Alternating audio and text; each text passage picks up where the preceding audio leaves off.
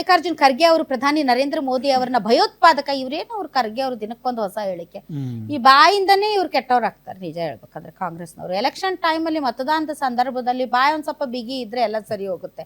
ಏನೋ ಒಂದು ಅಂದು ಬಿಡೋದು, ಅವ್ರು ಅದನ್ನೇ ಹಿಡ್ಕೊಂಡು ಹುಯ್ ಅಂತ ಚುನಾವಣಾ ಪ್ರಚಾರ ಮಾಡ್ತಾರೆ. ತಮಿಳುನಾಡಿನಲ್ಲಿ ಚುನಾವಣಾ ಪ್ರಚಾರದ ಕೊನೆಯ ದಿನವಾದ ಇಂದು ಚೆನ್ನೈನಲ್ಲಿ ಮಾತಾಡಿದ ಅವರು ಟೆರರಿಸ್ಟ್ ಪ್ರಧಾನಿ ಅವರೊಂದಿಗೆ ಎಐಡಿಎಂಕೆ ಕೈ ಜೋಡಿಸಿರುವುದು ನಿಜಕ್ಕೂ ವಿಷಾದನೀಯ ಅಂತ ಅಂದಿದ್ದಾರೆ.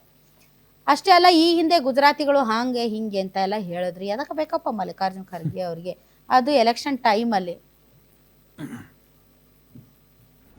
How can they join with Modi, who is a terrorist and who won't believe in equality. His party won't believe in equality and justice. And these people are joining with them.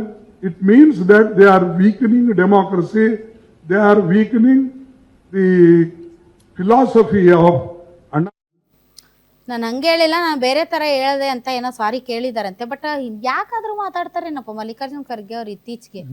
ಏನೋ ಹೇಳಕ್ ಹೋಗ್ತಾರ, ಏನೋ ಆಗುತ್ತೆ, ಆಮೇಲೆ ಸಾರಿ ಕೇಳ್ತಾರೆ. ಅಲ್ಲ, ಅವ್ರ ಉದ್ದೇಶ ಕೆಲವೊಂದ್ಸರಿ ಸರಿ ಇರ್ಬೋದು, ಆದ್ರೆ ಪದ ಬಳಕೆ, ಯಾಕಂದ್ರೆ ಬಿಜೆಪಿ ಅವರು ಇದಕ್ಕೆ ಕಾಯ್ತಾ ಕೂತಿರ್ತಾರೆ. ಏನಾದ್ರೂ ಸ್ಲಿಪ್ ಆಫ್ ದಿ ಟಂಗ್ ಹಂಗೆ ಕ್ಯಾಶ್ ಮಾಡ್ಕೊಂಡು ಅದನ್ನೇ ಚುನಾವಣೆಗೆ ಬಳಸ್ಕೊಳ್ತಾರೆ.